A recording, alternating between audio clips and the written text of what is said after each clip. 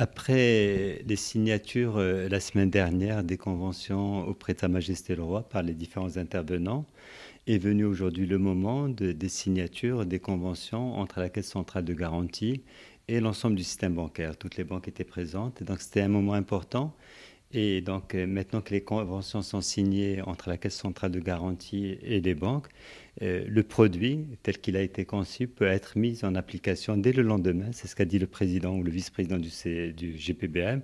Et donc, nous avons, alhamdoulilah, par rapport à ce qui a été fait jusqu'à présent dans notre pays, nous aurons pour cette catégorie qui va du secteur informel, en passant par les jeunes diplômés, les auto-entrepreneurs, les petites, très petites entreprises et les petites entreprises qui a un total de chiffre d'affaires qui va jusqu'à 10 millions de dirhams. Donc pour toute cette frange de population, bien sûr, à laquelle s'ajoutent les forfaitaires et s'ajoutent les auto-entrepreneurs. Donc cette frange de population qui va jusqu'à pratiquement 1 million de personnes pourront dès demain bénéficier de ce programme. Ce programme, ce qui est essentiel pour les bénéficiaires, c'est de dire nous aurons désormais un produit qui permettra aux gens de se financer à un taux d'intérêt de 2% pour un prêt qui peut aller jusqu'à 1,2 million de dirhams en milieu urbain et pour un taux de 1,75% et le même montant de 1,2 million de dirhams en milieu rural. Et deuxième élément extrêmement important, à côté du taux qui est bas et qui est un taux sans précédent dans notre histoire, les garanties, les seules garanties qui pourront être demandées par le secteur bancaire, c'est des garanties en rapport avec le projet. Pas des garanties personnelles sous forme d'hypothèque, d'un logement ou un certain nombre de choses qui ont handicapé et qui rendent difficile l'accès au financement.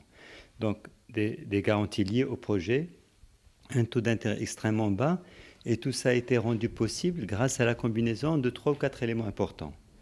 Et bien entendu, ce qui avait été déjà budgétisé dans la loi de finances 2020, la création du fonds pour l'entrepreneuriat, les 6 milliards de dirhams, suite auquel, après directive royale, le fonds Hassan II a rajouté 2 milliards de dirhams, et désormais nous aurons 8 milliards de dirhams, soit quelque chose comme 2,7 milliards de dirhams par an, de ressources disponibles pour alimenter le système de garantie, le cofinancement, l'encadrement des jeunes promoteurs. C'est des ressources qui sont en rupture totale avec tout ce qui a été pratiqué par le passé. Au mieux, l'entrepreneuriat bénéficie de ressources budgétaires de 500 à 600 millions de dirhams. Donc nous sommes dans un multiple de 5. Donc c'est un élément de rupture très important. Le deuxième élément non moins important, c'est que chaque acteur a apporté sa touche. Banque Al-Maghreb a permis pour la première fois un refinancement à un taux de 1,25%, qui est lui aussi exceptionnellement bas. Donc chaque fois qu'une banque prêtera 100 dirhams, elle pourra les refinancer auprès de la Banque centrale à un taux de 1,25%. Le fonds Hassan II qui apporte 2 milliards de dirhams de ressources à taux zéro et qui permettra de mettre ces ressources à la disposition du Crédit Agricole, mais également d'autres banques si elles veulent être plus actives dans le monde rural, donc, qui permettra ce taux de sortie de 1,85%, et la Caisse centrale de garantie qui elle-même a renoncé à ses commissions. Souvent, quand la Caisse intervenait et octroyait sa garantie, nous avions des commissions qui allaient entre 0,5 et 1,5%. Donc la Caisse aussi ne sera pas rémunérée. Et donc la conjonction de ces trois éléments a permis d'avoir des taux de sortie exceptionnels, exceptionnellement bas. Et donc nous pouvons dire qu'il y a un tournant historique. Et ce tournant historique par rapport à ce qui a été fait jusqu'à présent, objectivement, nous avons de fortes raisons de penser, de considérer que nous avons davantage de chances de réussite aujourd'hui parce qu'il y a la conjugaison, en tout cas, et l'effort partagé de l'ensemble des acteurs. Il y aura le suivi au niveau régional parce que ce qui est important dans tout ça, c'est que la dimension financière est une dimension extrêmement importante, mais non moins importante est la dimension liée à l'encadrement et à l'accompagnement des jeunes promoteurs. Et donc nous allons organiser tout ça au niveau des régions, sous la supervision du CRI. Nous avons mutualisé les efforts. Il y a déjà un certain nombre d'acteurs qui interviennent du point de vue de l'accompagnement, de l'encadrement, la CDG, l'OCP en milieu rural et d'autres grandes fondations, etc. Donc tout ça sera coordonné et davantage mutualisé pour que ces jeunes aient en face d'eux un certain nombre de partenaires qui peuvent les aider à passer de l'idée, du concept au projet, et c'est quelque chose d'extrêmement important, et pas uniquement dans la phase de création, parce que bien sûr, on ne s'improvise pas auto-entrepreneur, ça s'apprend, c'est une pédagogie, c'est une évolution. Et donc l'essentiel, c'est aussi de les accompagner, parce que c'est bien de créer un emploi, mais le préserver, c'est mieux. Et donc pendant les premières années, il y aura un accompagnement qui se fera au profit de ces populations-là. Je pense que c'est une dimension extrêmement importante. Et puis nouveauté, c'est la logique du suivi.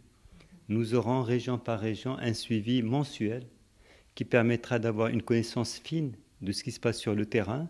Et sur la base de cette connaissance, le cas échéant, rectifier, améliorer les dispositifs. Donc voilà, nous sommes à un tournant du point de vue de la problématique de l'accès au financement, du point de vue de l'entrepreneuriat. Nos jeunes, parce que exclus du financement, avaient souvent comme seul horizon le salariat, fonctionnaire ou dans le privé. Aujourd'hui, des jeunes peuvent avoir un autre horizon, qui est l'entrepreneuriat. Et bien sûr, ça suppose aussi que culturellement, nous évoluons et que dans les formations pédagogiques, dans les centres de formation professionnelle, à l'université, la dimension de l'entrepreneuriat commence à être aussi une matière, une discipline qui trouve sa place, parce que nous sommes obligés, du point de vue de nos enjeux, si on veut être au rendez-vous de la question de l'emploi, la croissance n'est pas suffisante. Il faut diversifier les sources de création de richesse, et les TPE sont autrement plus créatrices d'emplois que les grandes entreprises. Dans un grand projet industriel, vous investissez 1 milliard, vous créez 100 emplois. Une TPE avec 200 000, 300 000 dirhams peut créer 2-3 emplois. Et donc, du point de vue de la création, de la meilleure répartition des fruits de la richesse, mais en même temps de la question de l'emploi, le développement des TPE est un élément essentiel. Et aujourd'hui, 95% du tissu productif est composé de TPE. Donc on a 330 000 TPE, on a 280 000 entreprises qui ont un total chiffre d'affaires inférieur à 1 million de dirhams, puis après s'ajoutent celles qui sont comprises entre 1 et 10 millions de dirhams. Voilà, c'est un programme ambitieux. Sur le papier, il est excellent. Maintenant, il faut l'implémentation, il faut la mobilisation des acteurs, et dès demain commencera cette mobilisation, Inch'Allah. Pour suivre toute l'actualité d'EcoActu.ma, inscrivez-vous sur notre chaîne YouTube et rejoignez notre communauté sur Facebook et sur les autres réseaux sociaux.